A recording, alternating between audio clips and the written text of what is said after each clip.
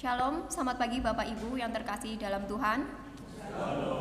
Puji Tuhan, kita sungguh bersyukur karena penyertaan Tuhan dalam hidup kita selama 1 minggu ini. Dan sebelum memasuki ibadah, saya undang jemaat untuk bangkit berdiri. Kita akan saat teduh.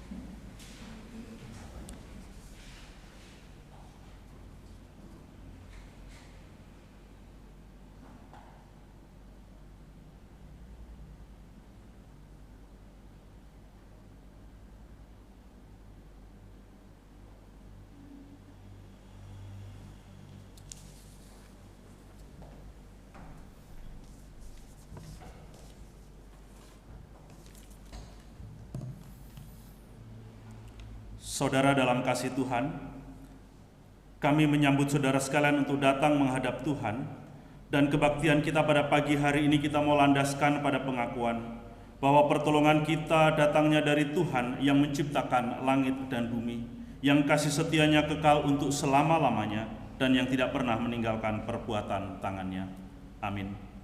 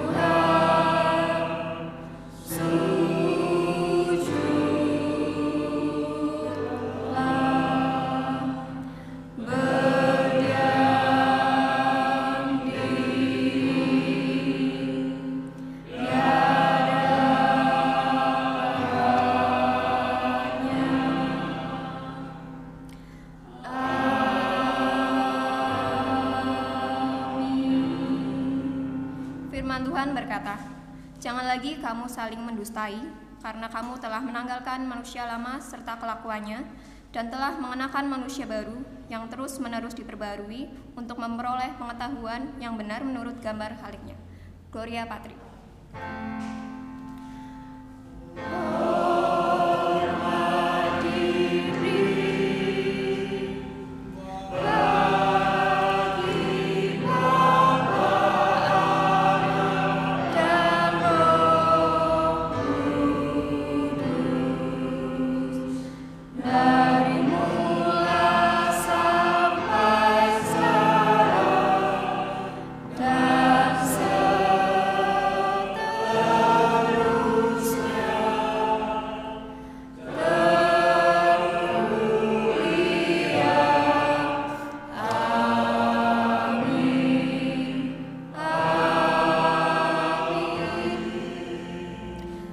Pembacaan bersama yang diambil dari KPPK halaman 708, Hidup dalam Kasih.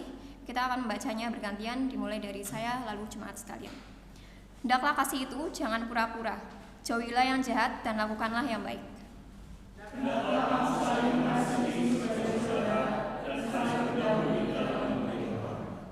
Bantulah dalam kekurangan orang-orang kudus dan usahakanlah dirimu untuk selalu memberikan tumpangan.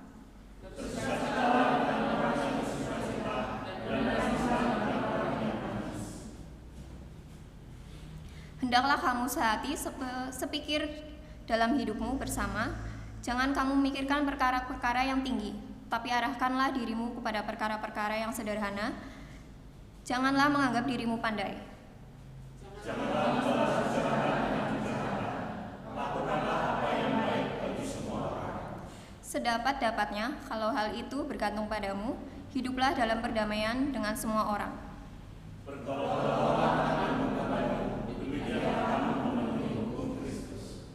Karena itu, selama masih ada kesempatan bagi kita, marilah kita berbuat baik kepada semua orang, tetapi terutama kepada kawan-kawan kita seiman.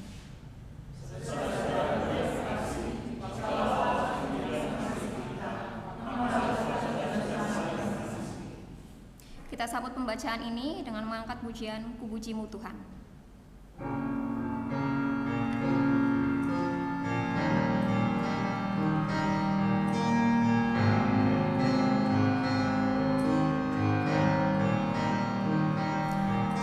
Bersyukur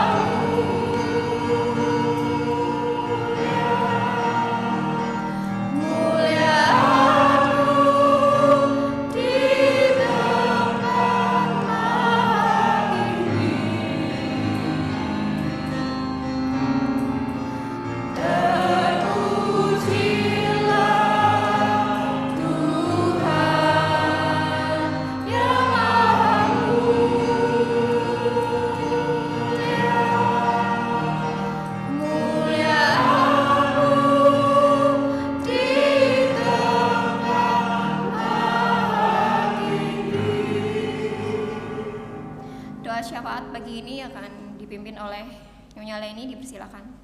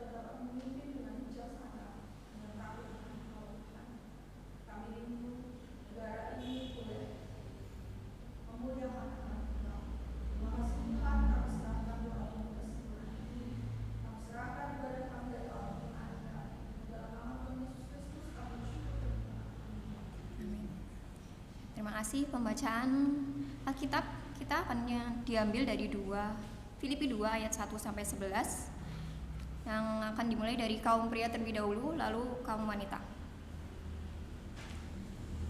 Jadi karena dalam Kristus ada nasihat, ada kehidupan kasih, ada persekutuan roh, ada kasih mesra dan belas kasihan. Karena itu sempurnakan sukacita. Hendaklah kamu sehati sepikir dalam satu hati, satu tujuan. Dengan tidak mencari kepentingan sendiri atau puji-pujian yang sia-sia. Sebaliknya hendaklah kita rendah hati yang sama menganggap yang lain lebih utama daripada diri sendiri. Janganlah tiap-tiap orang hanya memperhatikan kepentingannya sendiri, tapi kepentingan orang lain juga. Hendaklah kamu dalam hidupmu bersama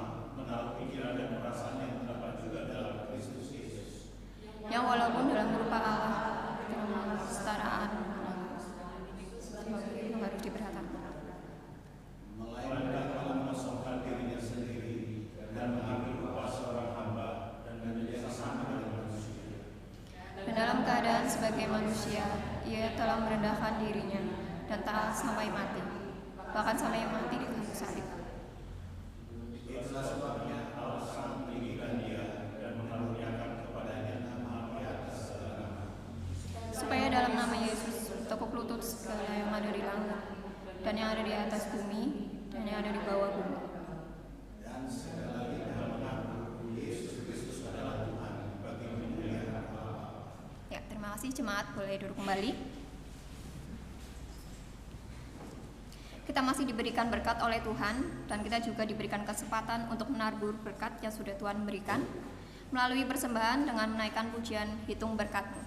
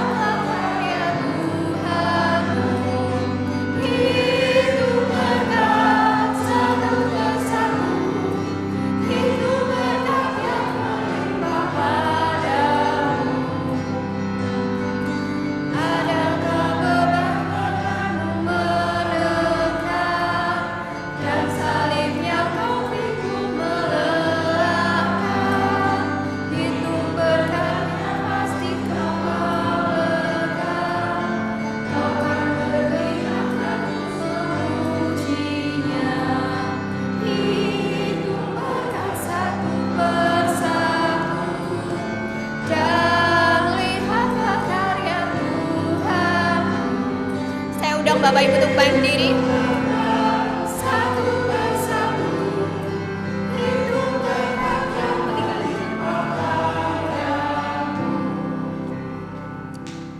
Baik, pagi ini doa syukur akan dipimpin oleh Ibu Kamisa. Kami persilakan.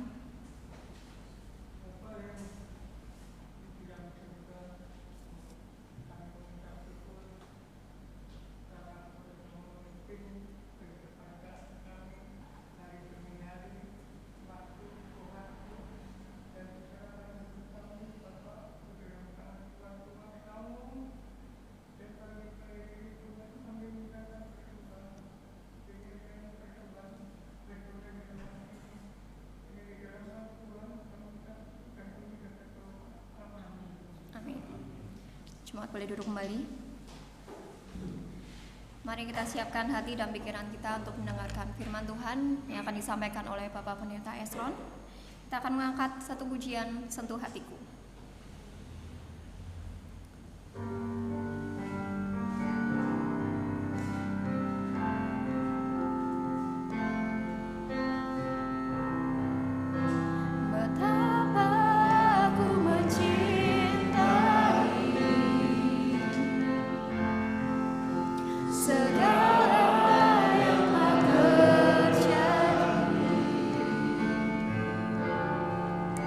Tak pernah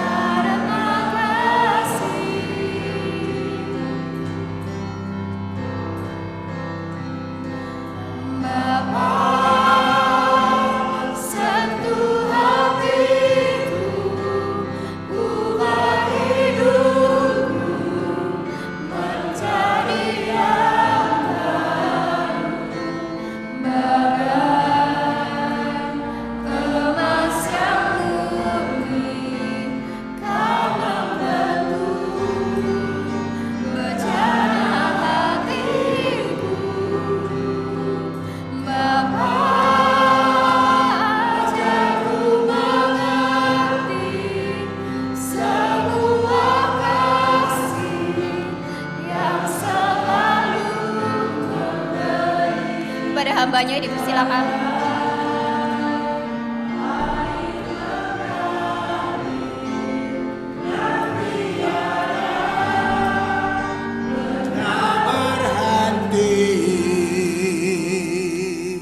Mari kita berdoa. Kami bersyukur kepada Tuhan atas kasih sempurna yang kami nikmati dari surga yang diwujudkan dalam pengorbanan Kristus di Kalvari. Yang terbaik Engkau berikan bagi kami, maka segala yang baik yang kami butuhkan dalam hidup ini tersedia dalam kemurahan Tuhan. Dan kami bersyukur kepadamu atasnya di pagi hari ini. Bapa, kami mau mendengar firman-Mu. Urapi hamba-Mu dengan kuasa yang dari surga. Memperkatakan isi hati Tuhan. Dan bukalah pikiran, hati, dan perasaan jemaat, supaya sekaliannya kami beroleh berkat dari firman Tuhan. Kami pulang membawa berkat itu, dan kehidupan kami menjadi berkat bagi orang lain. Tuhan dimuliakan. Berfirmanlah kepada kami Tuhan, sebab kami siap mendengarnya. Dalam nama Tuhan Yesus kami berdoa. Amin. Selamat pagi Bapak Ibu, Shalom. Ini masih suasana Paskah, tapi juga suasana Idul Fitri. Tentu sudah pada libur, ikut libur, menikmati libur. Kami juga libur, tapi rasanya pulang-pulang libur tambah lelah, gitu ya. Bulan Maret dan April, bulan yang sangat melelahkan buat kami sekeluarga, tetapi sungguh luar biasa Tuhan baik memberkati kami. Kami telah menikahkan anak kami yang pertama.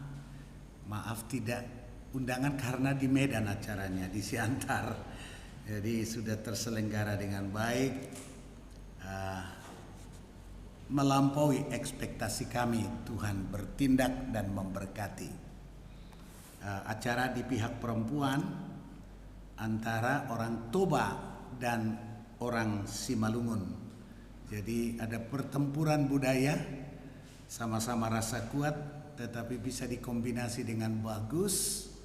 Kita selenggarakan di aula pusat GKPS, salah satu gereja besar, gereja suku besar, dan sekaligus saya belajar banyak dari tempat itu. Puji Tuhan, kesempatan hari ini bisa bersama jemaat Tuhan di sini lagi. Saya belum lupa wajah-wajah yang ramah di sini, yang penuh kasih, yang senyumnya khas. Saya merindukan itu. Puji Tuhan, kita bersama lagi. Ibu pendeta senior kita tadi bertanya, Bapak keliling terus ya?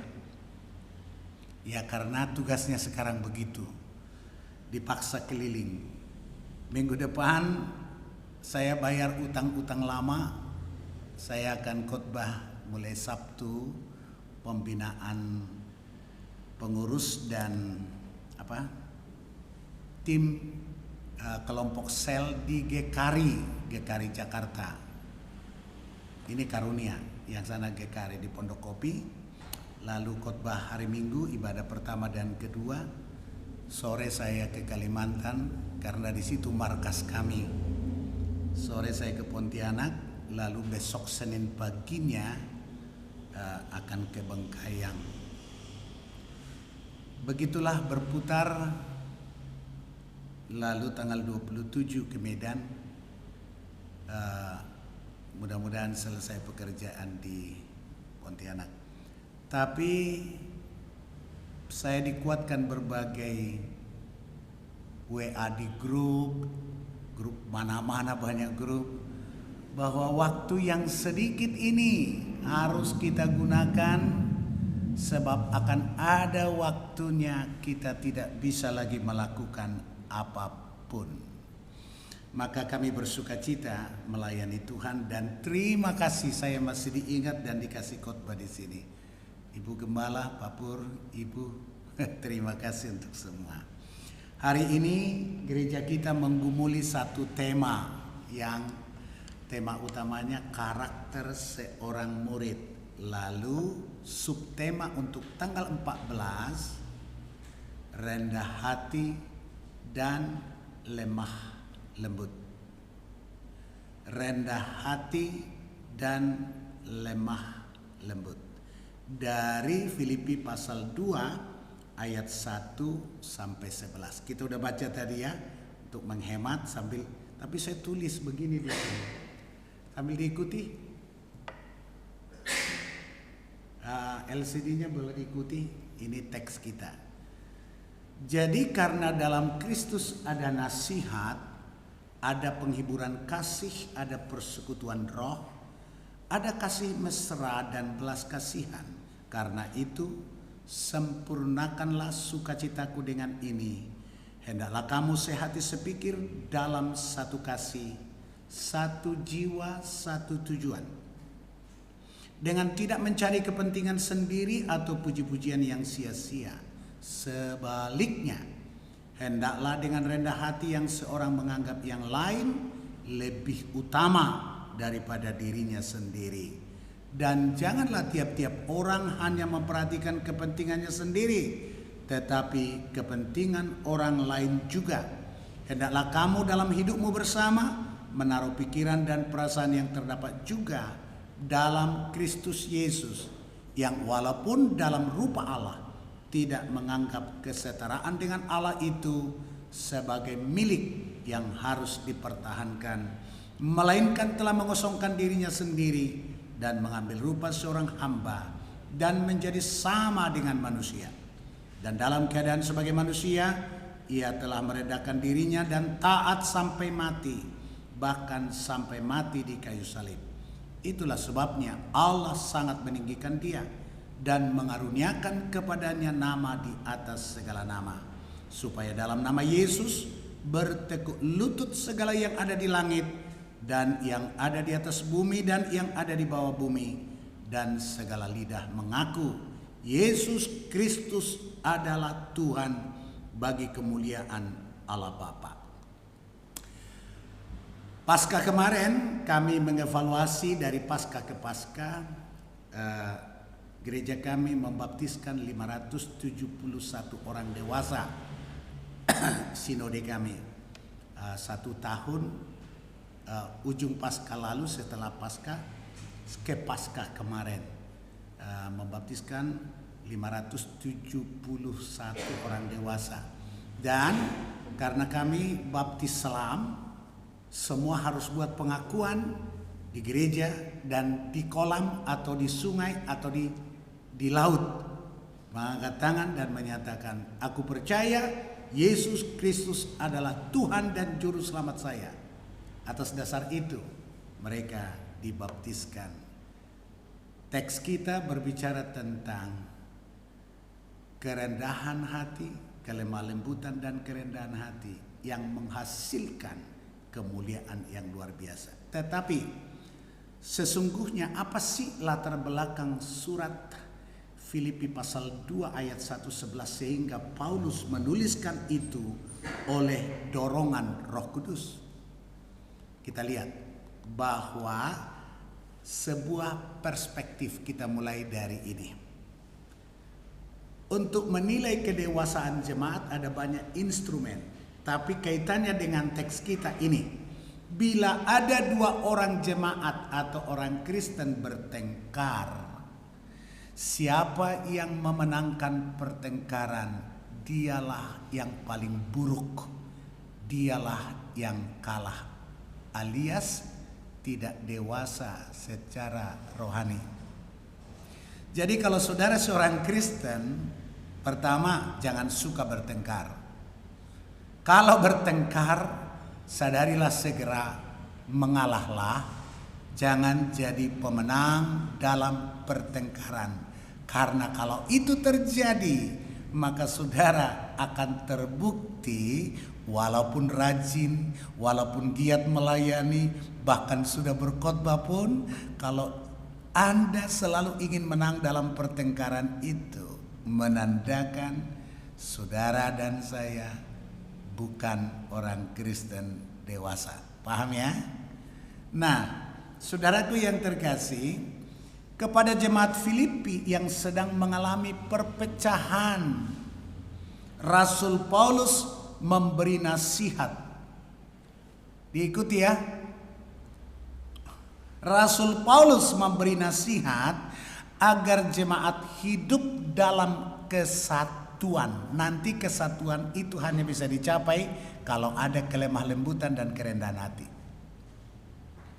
Rasul Paulus memberi nasihat agar jemaat hidup dalam kesatuan dan menjelaskan kepada jemaat Filipi karakteristik kesatuan jemaat pada pasal 2 ayat 1 sampai 5. Dan ini merupakan karakter seorang murid atau karakter seorang Kristen sejati, yakni lemah lembut dan rendah hati.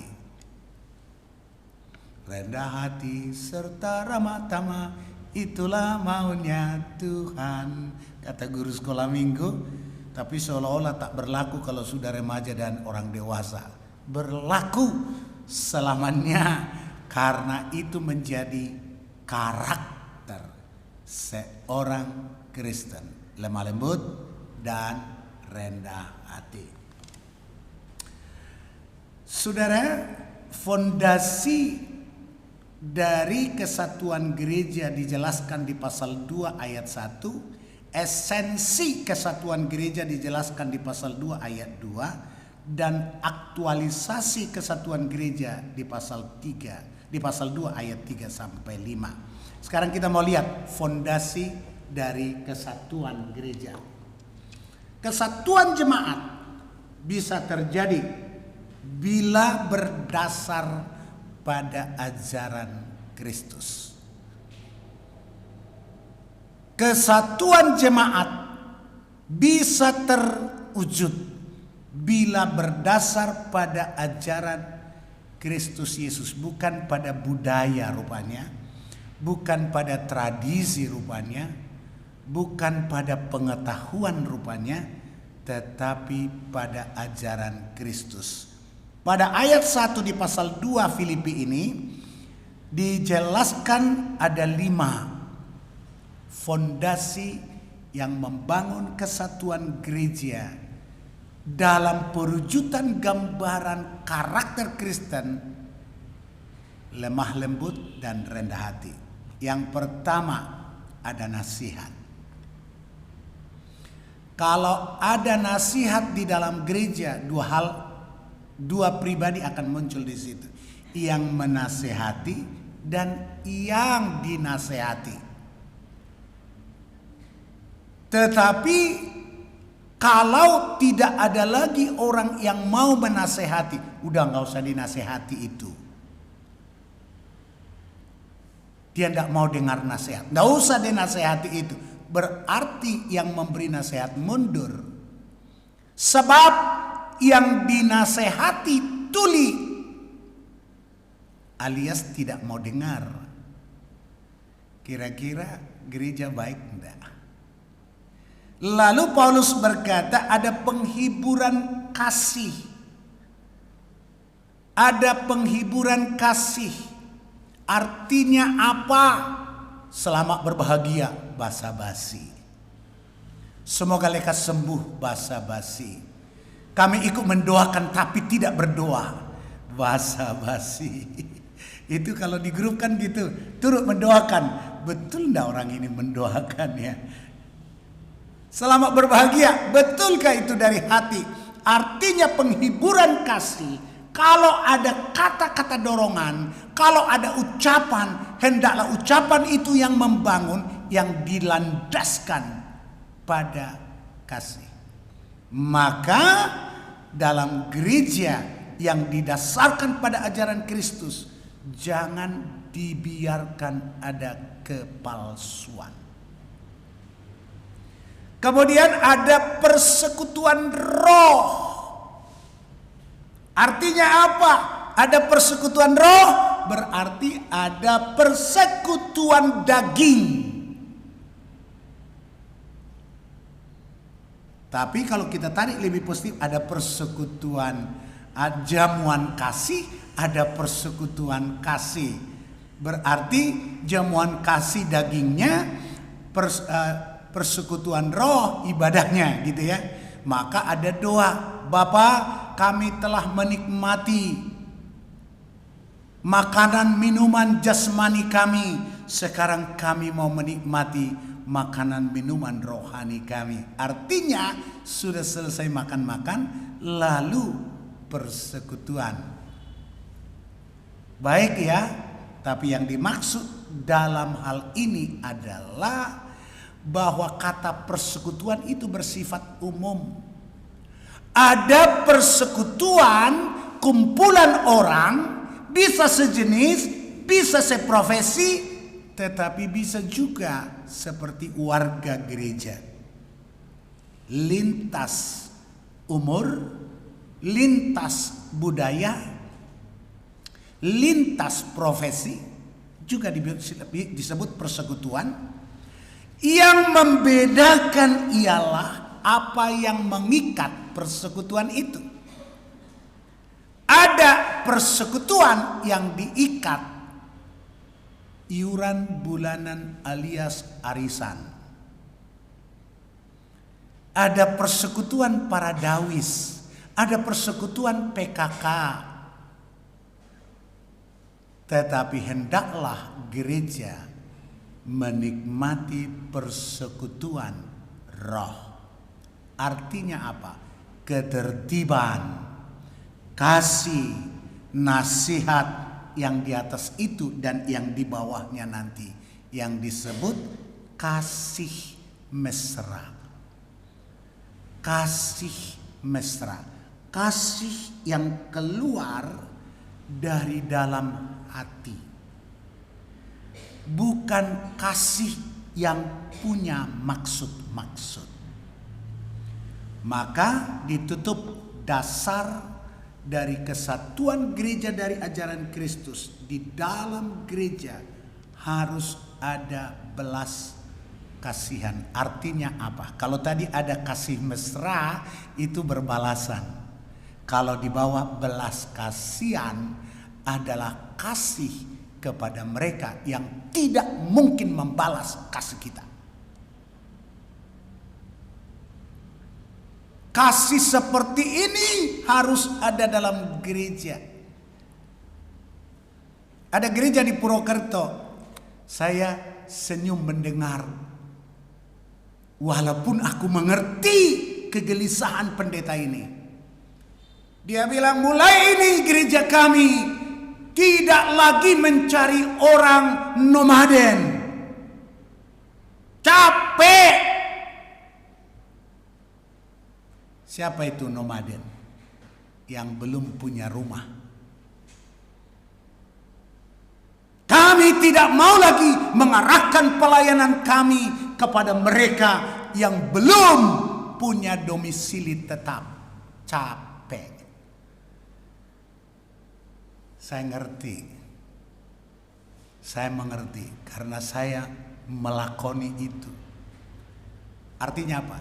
Saya ikut mencari kos-kosan, kontrakan bagi jemaat yang memang harus pindah dan belum punya. Capek. Itu berarti secara ekonomi lemah, harus dijemput, didudukkan, dikotbahi, lalu kalau ada sesuatu diberi, lalu diambil lagi, masukkan lagi ke kendaraan, antar lagi ke rumahnya. Begitu setiap minggu sampai Yesus datang. Tapi dasar fondasi kesatuan gereja dibangun dari nasihat, penghiburan kasih, persekutuan roh, kasih mesra, tapi juga belas kasih. Saya lihat di grup apa itu ya, yang dimotori Pak Hengki itu, ada di situ satu hamba Tuhan yang sangat giat, namanya Pak Tarikan. Kemarin dia di Malang membuat pelayanan kasih kepada orang-orang yang sakit, yang tidak punya sanak, tidak punya saudara, tidak punya uang untuk berobat, dan seterusnya. Di Alkitab ada yang bernama Dorcas yang melakukan tugas itu, dan Petrus tak mengabaikannya sehingga diangkat 7 diaken awal untuk mengerjakan semua itu. Harus ada belas kasih.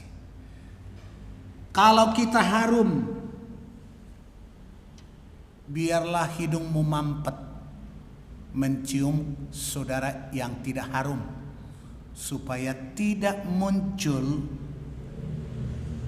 penghiburan kasih yang palsu. Ada satu ibu, memang ibu ini suka bercanda, tapi harum banget memang ibu itu. Pak Petrus, Dr. Petrus Mariono tanya saya, Pak Isron, apa bedanya orang kaya dengan orang miskin? Saya bilang orang kaya banyak duitnya, orang miskin tidak punya duit. Jangan salah. Bukan itu. Apa bedanya, Pak? Orang kaya itu harum, orang miskin itu bau. Bapalah. Lalu ibu yang saya bilang harum itu cantik, baik hati, bercanda dengan saya. Dia bercanda, Pak Isron, kok setiap bulan ke Papua? Ngapain lu ke sana? Apa hidungmu ndak menciumnya?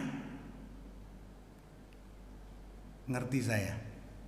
Tapi saya bilang, ibu bercanda. Iya saya bercanda, tapi saya heran lihat kamu itu.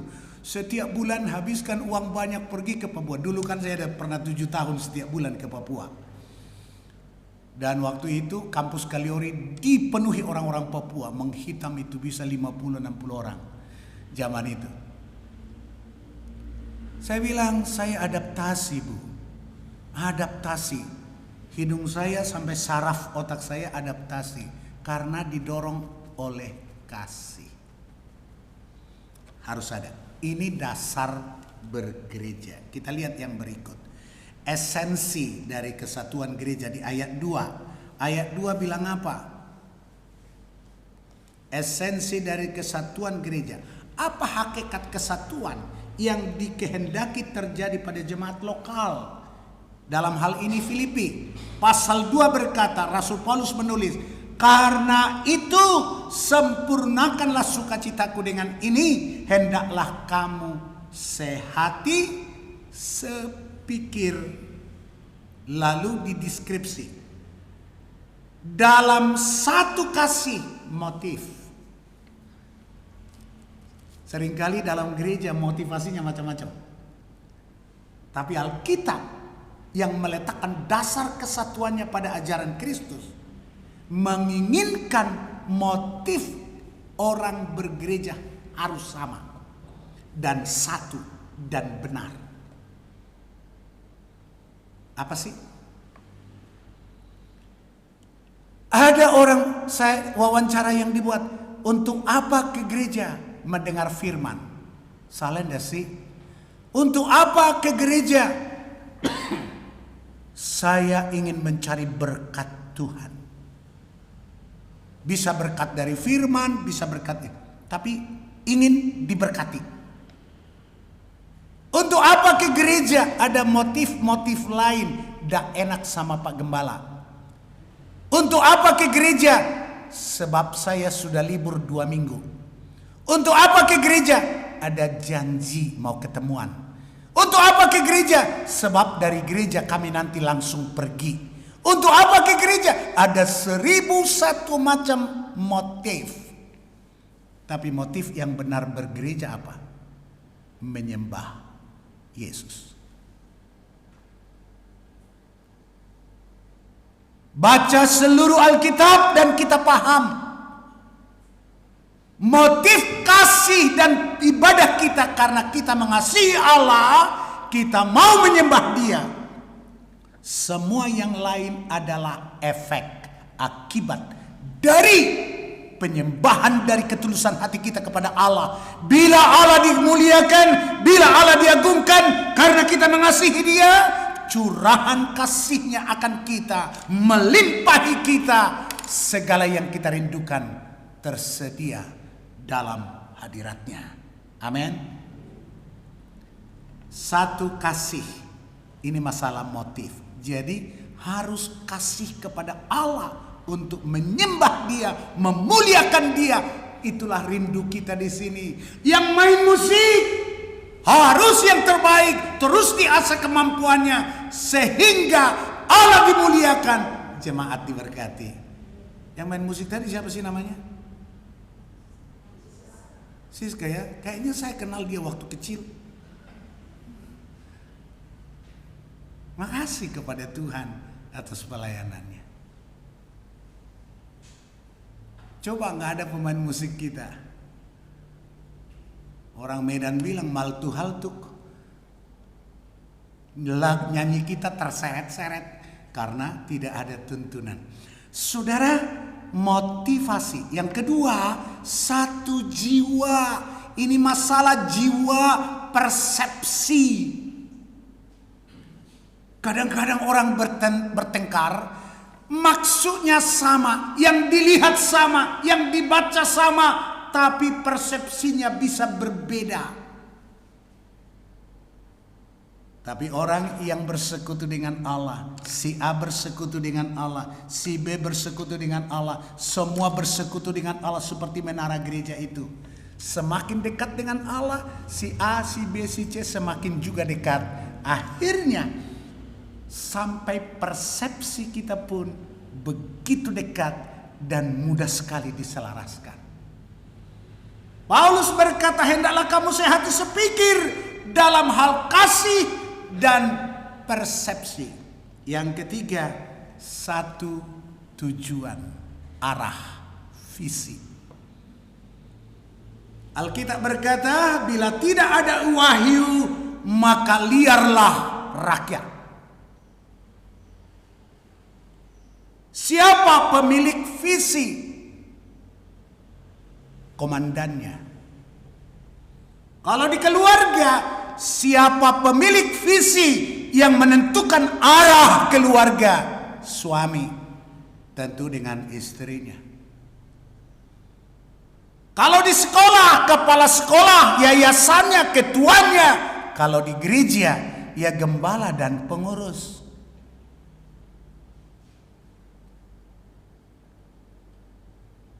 Paulus hendak katakan bahwa gereja Filipi tidak boleh berjalan di tempat hanya pelaksana kegiatan. Dan visi kita terima sebagai hasil persekutuan yang intim dengan Tuhan.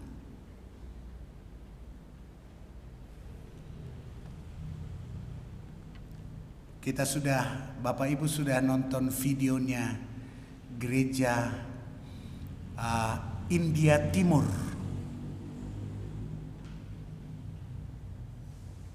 India Timur salah satu wilayah termiskin di India. Tapi 90% India Timur telah dimenangkan bagi Kristus oleh gereja itu. Dengan sebuah gerakan yang sehati sepikir, satu visi, yakni gerakan segenggam beras. Orang Jawa bilang jimpitan. Dan gereja kami, tanpa saya sadar itu sudah dilakukan di India Timur. Saya hanya melihat tahun 80-an di Jawa. Lalu saya modifikasi untuk gereja kami.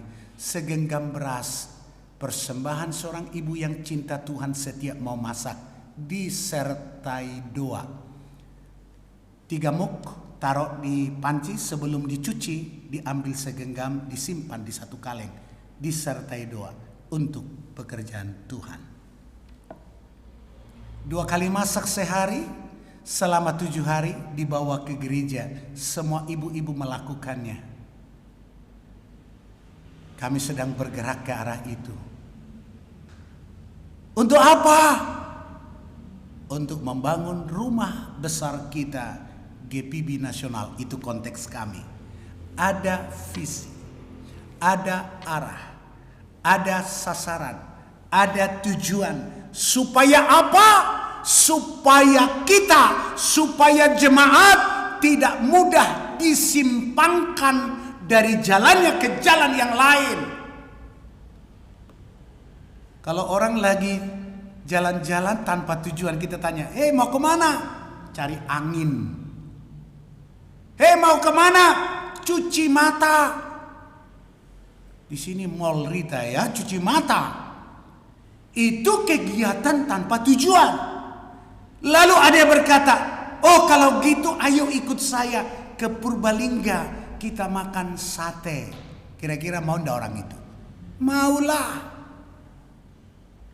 Orang Kristen yang tidak punya tujuan yang jelas dalam mengikut Tuhan, mudah sekali disimpangkan dari imannya. Gampang sekali dia bolos kebaktian. Bahkan yang lebih radikal, dia meninggalkan imannya hanya karena pekerjaan, hanya karena jodoh. Padahal jodoh sungguh Tuhan sediakan. Paulus berkata, hendaklah kamu sehati sepikir dalam motif, persepsi, dan arah.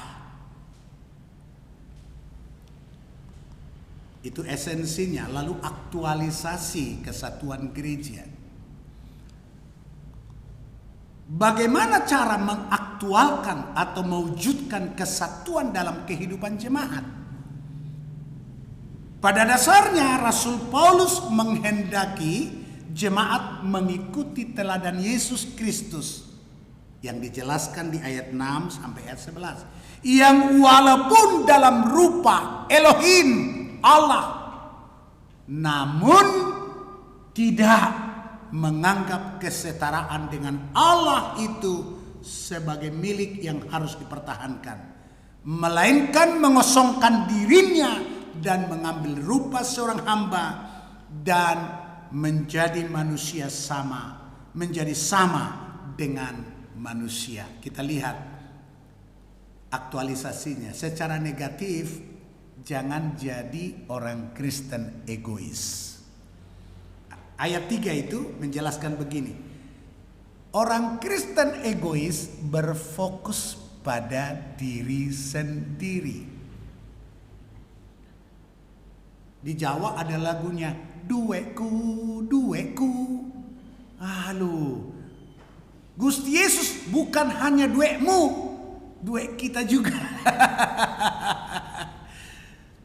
Dueku, Gusti Yesus pamartoku, kandadio. Dueku, bagian itu saya tidak suka. Karena kita disuruh membagikan Kristus, bukan berfokus pada diri sendiri. Dikatakan tidak mencari kepentingan sendiri atau puji-pujian yang sia-sia.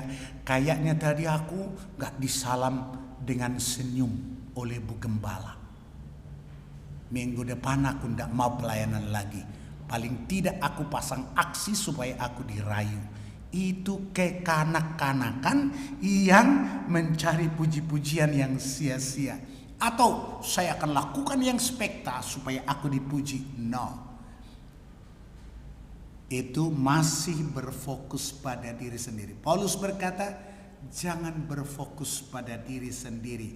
Dengan rendah hati, yang seorang menganggap yang lain lebih utama daripada dirinya. Itu positif. Secara positif, pasal 2 ayat 4 dikatakan berfokus pada orang lain. Janganlah tiap-tiap orang hanya memperhatikan kepentingannya sendiri, tapi kepentingan orang lain. Ada banyak ya di Tiongkok itu banyak produk apa itu? Cuplikan video-video pendek itu apa namanya itu? Ada lagi antri. Kemudian seseorang nyerobot. Kemudian seseorang meletakkan dia di depannya. Yang di depannya tidak mau, dia mau di belakang. Akhirnya selalu orang yang mengalah, yang memperhatikan kepentingan orang lain, mereka sedang ajar akan dapat berkah.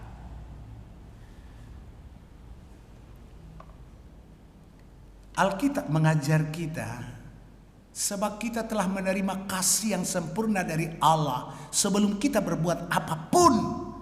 Maka Alkitab mengajar kita bagaimana kita peduli orang lain, memperhatikan mereka, dan mengutamakan mereka, berfokus.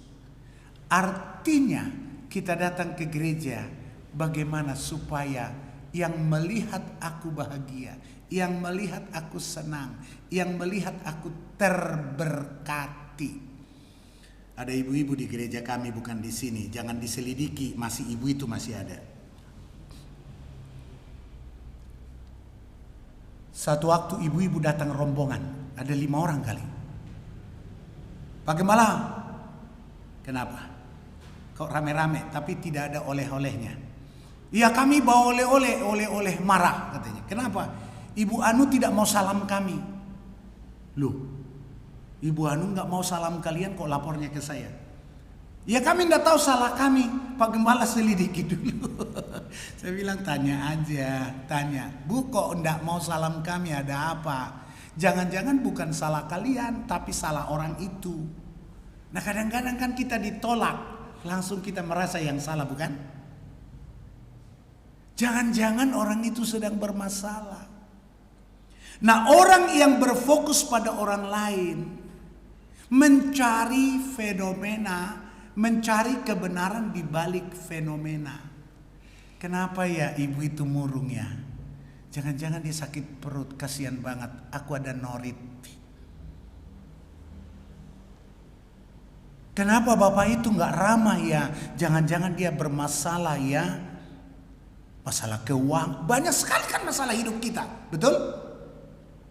Jadi jangan berfokus pada diri sendiri, tapi berfokus pada orang lain. Orang yang berfokus pada orang lain mencari kebenaran di balik tampilan.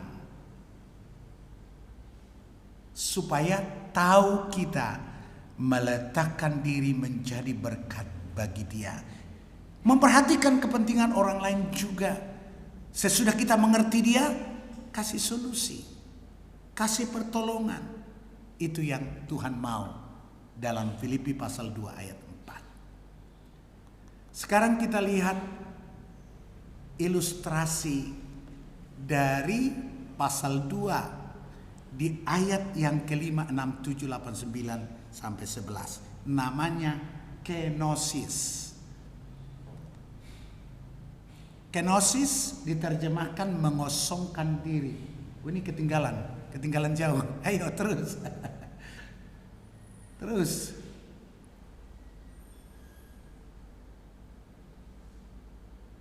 Kita udah slide berikut.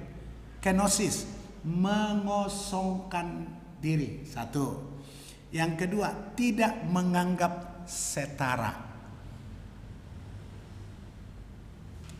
3. Menyederhanakan, menjadi sederhana.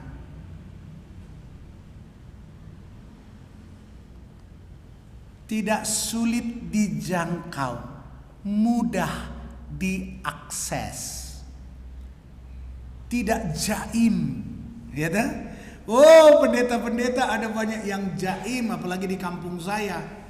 Pakai jubah itu mengatur jarak dengan jemaat. Tapi sinode kami akhirnya putuskan belasan tahun yang lalu pakai jubah. Ya udahlah. Saya bilang jubah itu memperjarak kita dengan jemaat. Seolah-olah kalau sudah berjubah itu sudah kelompok yang maha kudus. Jangan. Jadi kenosis tidak sulit dijangkau, mudah diakses. Ada teman saya pendeta di kota ini. WA saya hari ini dijawab besok. Kadang-kadang dijawab 1 minggu baru dibalas. Maaf Pak Isron, baru baca. Apa iya? Susah diakses. Susah dapat komunikasi. Pikirnya apa? Dengan jaim saya lebih terhormat. Ya, menurut dunia ini. Tetapi menurut Alkitab, Kalau engkau di pandangan Allah menjadi lebih besar, jadilah pelayan bagi sesamamu. Ambil prakarsa untuk mendekati semua orang. Kenosis itu hidup untuk orang lain. Dan itulah yang Yesus lakukan. Walaupun dia dalam rupa Allah, dia turun dari surga datang ke dalam dunia. Di sanalah terlihat sangat jelas kerendahan hati dan kelemah lembutan. Lemah lembut tidak lemah, tapi lemah lembut itu kenosis. Tidak sulit diakses, mudah diakses, sederhana artinya dekat dengan kita. Kita banget. Ya. Hatinya itu lembut. Bukan lemah. Lemah lembut. Itu bukan penggalan kata tapi satu rangkaian. Kalau lemah ya lemah. Lembut ya lembek. Lemah lembut bukan lemah dan bukan lembek. Itu sifat yang indah yang digambarkan oleh Yesus. Saudara, persepsi dunia ini memang berbeda dengan persepsi rohani. Perspektif cara pandang dunia ini berbeda juga dengan cara pandang Alkitab. Kalau kita mengalah, dipikir kita tak berdaya. Tapi Alkitab berkata, kemenangan sejati milik mereka yang mengalah. Kalau mereka menang karena pertandingan, besok mereka akan dikalahkan. Tetapi mereka yang mengalah oleh karena kasih yang memotivasi, oleh karena firman Allah yang memotivasi, maka kemenanganmu tidak akan pernah diambil daripadamu. Hasil dari kenosis di pasal 2 ayat 9 dan 11. Hasil dari kerendahan hati. Pertama, ditinggikan. Tapi ingat harus dikurung pada waktunya. Ya, ditinggikan pada waktunya. Saya pernah teman disingkir-singkirkan di kantornya. Pegawai negeri. Tahu-tahu sudah 3-4 kali dia harus duduk di posisi itu. Disingkirkan, dikirim dia ke luar negeri menjadi atase perdagangan, atase ini jabatan-jabatan buangan. Satu waktu tidak lagi ada orang yang bisa menduduki jabatan itu. Dia dipanggil. Dia dipanggil dan dilantik eselon 1 di negeri ini. Lalu dia panggil saya. Betul khotbah Bapak yang kemarin. Kualitas tidak tergantikan. Ditinggikan pada waktunya. Sabar. Peninggian itu datang dari Tuhan. Dan kalau itu yang dari Tuhan, jiwa kita nyaman dan tentram. Dikaruniakan nama di atas segala nama, Yesus. Dalam kurung menjadi termasyur, harum. Namanya menjadi harum. Tidak usah kita parfumin. Lewat proses kehidupan kita yang didasarkan pada firman Allah, esensinya jelas, aktualisasinya benar. Satu waktu anak cucu akan mengenang. Lalu kepada Yesus bertekuk lutut segala yang ada. Saya ingat saya baru datang ke kota ini, saya dikecam seorang penginjil, bukan pendeta. Disebut nama saya, ditambahin kata monyet. Disebut suku saya, lalu diancam ingin bunuh istri dan anak-anak saya. Saya sedih, umur saya 42 tahun. Kalau berkelahi saya masih kuat. Tapi Tuhan tidak boleh hamba Tuhan berkelahi, bukan? Tuhan saya sakit. Saya matikan telepon, dia telepon lagi. Hei monyet, berani-berani kau matikan teleponku. Saya akan datang ke rumahmu dengan pasukan, akan kulululantakan kamu semua. Aduh, takut juga saya sambil emosi. Lalu saya bertelut pada Tuhan. Tuhan, aku sudah menyerah padamu. Tolonglah saya. Tolong hambamu yang lemah ini. Lalu berdoa. Ibu ikut berdoa. Lalu muncul sebuah pernyataan. Minggu ini tidak berlalu sebelum orang itu minta maaf pada saya. Saudara tahu, hanya 2 hari istrinya datang ke rumah. Pak Isron, tolong saya. Ibu, saya bilang, ini suaminya ini yang membunuh saya. Ada apa, Bu?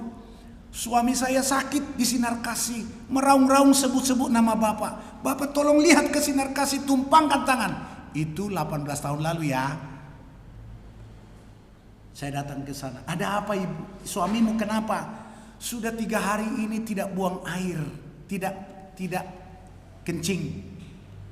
Waduh, 3 hari udah keracunan ini. Saya ke sana, udah sampai di Sinar Kasih. Di pintu istrinya duluan lari ke kamarnya, memberitahu mungkin Pak Esron datang. Saya datang, bapak itu turun sudah ngompol. Puji Tuhan yang ngompol ya. Dia turun dari tempat tidurnya, menyembah. Saya bilang, Pak, ada apa ini? Saya jahat kepada Bapak, saya berkata kasar pada Bapak, ampuni saya. Diambil tangan saya, ditaruh di kepalanya. Ini kayak si Yakub ini merebut berkat ya. Diambil tangan saya juga mau memberkati. Udah Pak, berdiri, duduklah, duduk. Pak, udah keluar semua. Maaf ya, ngompol dia, pendeta ngompol. Belum pendeta, penginjil. Saudara, manusiawi kita ingin membalas orang-orang jahat itu yang ngatain kita, memfitnah kita, menyusahkan kita. Tapi orang Kristen datang kepada Tuhannya dan memohon belas kasihannya, bukan kekuatan kita. Maka ketika Yesus berkenosis, Alkitab berkata, semua lutut akan bertelut menyembah Dia, dan semua lidah akan mengaku Dialah Tuhan. Tidak ada yang lain. Saudara, kerendahan hati adalah jalan Kristiani menggapai kemuliaan yang dari Allah. Supaya Allah sendiri dimuliakan dalam hidupmu. Jangan membalas. Bahkan berpikir salah pun dijauhkan Tuhan dari kita. Ada damai sejahtera. Akibatnya apa? Gereja ini akan dilihat orang, karunia gerejanya itu ramah, penuh cinta kasih, sederhana, bersahaja, tidak ada orang sombong di sana. Amin. Dan itu daya tarik besar. Tapi kalau saling ngatain, saling membenci, saling mendengki, gak ada orang mau datang beribadah. Ada damai sejahtera di hati kita, gereja bertumbuh dan jemaat bertambah. Tujuan Allah akan diwujudkan karena jemaat Tuhan menampilkan karakter seorang murid, rendah hati dan lemah lembut. Tuhan Yesus memberkati. Mari kita berdoa. Bapa di surga, firman-Mu sudah disampaikan dari pengajaran Rasul Paulus di kitab Filipi pasal 2 ayat 1-11. Kami berterima kasih Tuhan bahwa kesatuan kami di dalam Yesus, dalam sebuah gereja yang telah ditebus, kami diberi esensi dan fondasi serta aktualisasi mencerminkan karakter murid Kristus, kerendahan hati dan kelemah lembutan. Bapa, kami sudah mendengar firman ini, meteraikanlah di dalam hati kami supaya kami hidup di dalamnya. Damai sejahtera Allah memenuhi hati dan pikiran kami yang telah menerima firman Tuhan dan yang mau hidup di dalamnya. Dalam nama Tuhan Yesus kami berdoa. Amin. Tuhan Yesus memberkati.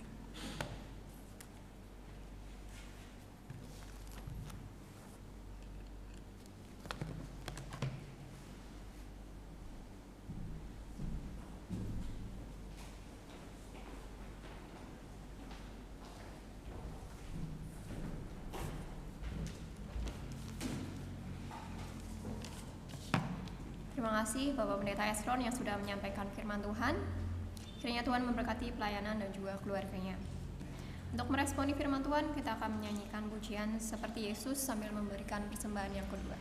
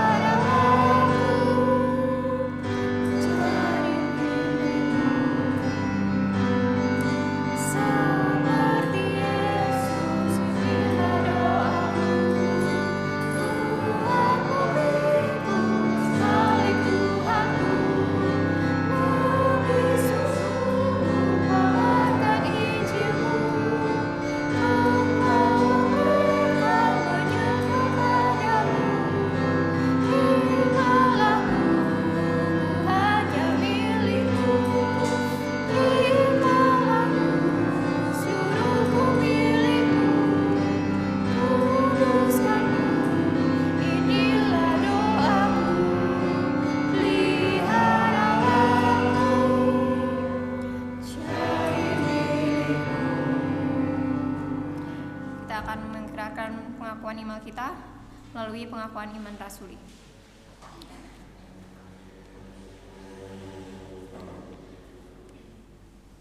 Aku percaya pada Allah, Bapa yang Maha Kuasa, Khalik langit dan bumi, dan kepada Yesus Kristus, Anaknya yang tunggal Tuhan kita, yang dikandung daripada Roh Kudus, lahir dari anak darah Maria, yang menderita sengsara di bawah pemerintahan Pontius Pilatus, disalibkan, mati dan dikuburkan, turun dalam kerajaan maut, dari yang tiga bangkit di antara orang mati, naik ke surga, duduk di sebelah kanan Bapa yang Maha Kuasa, dan dari sana Ia akan datang untuk menghakimi orang yang hidup dan yang mati. Aku percaya pada gereja yang kudus dan am, persekutuan orang kudus, pengampunan dosa, kebangkitan tubuh, dan hidup yang kekal. Amin. Segala puji dan hormat kita kembalikan kepada Tuhan. Kita akan menyanyikan doksologi. Setelah itu doa berkat akan disampaikan oleh Bapak Pendeta Adi dan dilanjut dengan amin.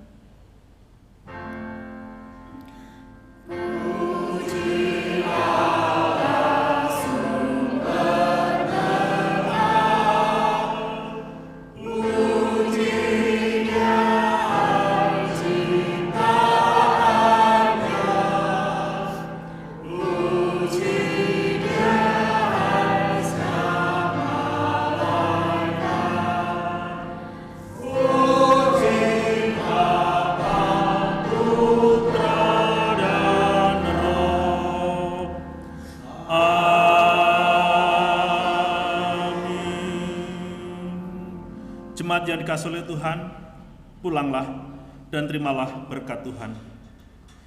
Kiranya Tuhan memberkati engkau dan melindungi engkau. Kiranya Tuhan menyinari engkau dengan wajah-Nya dan memberi engkau kasih karunia. Kiranya Tuhan menghadapkan wajah-Nya kepadamu dan memberi engkau damai sejahtera dari sekarang sampai selama-lamanya. Amin. Amin.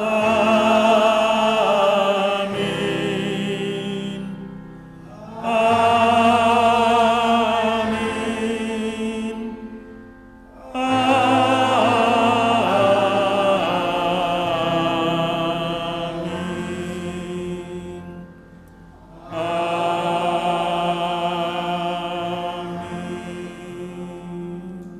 Silakan jemaat duduk kembali. Saya akan membacakan warta gereja Minggu 21 April 2024. Pengkhotbahnya Pendeta Hadi Purwanto, liturgisnya Saudari Aprilia, doa syafaat Saudari Minghung, petugas pelayanan Ibu Rasini dan Ibu Indra, doa syukur Ibu Rasini, singer Saudari Francisca dan saya sendiri, LCD Saudara Evan, pemusik Cileni. Ibrahiyot, Sabtu 20 April 2024. MC saya sendiri, petugas persembahan Saudara Arnes, LCD Saudara Evan, petugas sound system Saudara Ezra, pemusik Saudari Grecia. Persekutuan Yot setiap hari pukul 6 sore, ibadah sekolah minggu.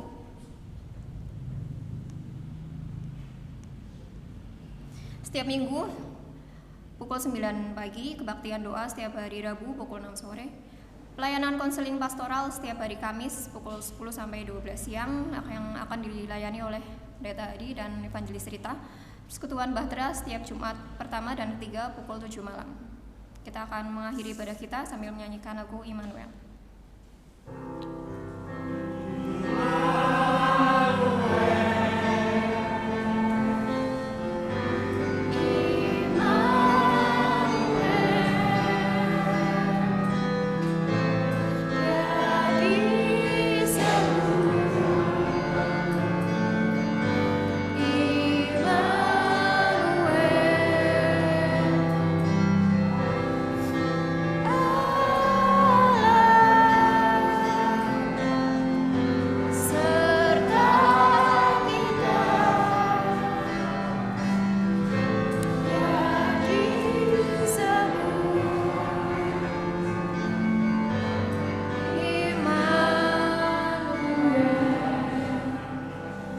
Ibadah selesai, saat teduh. Selamat hari Minggu, Tuhan Yesus memberkati.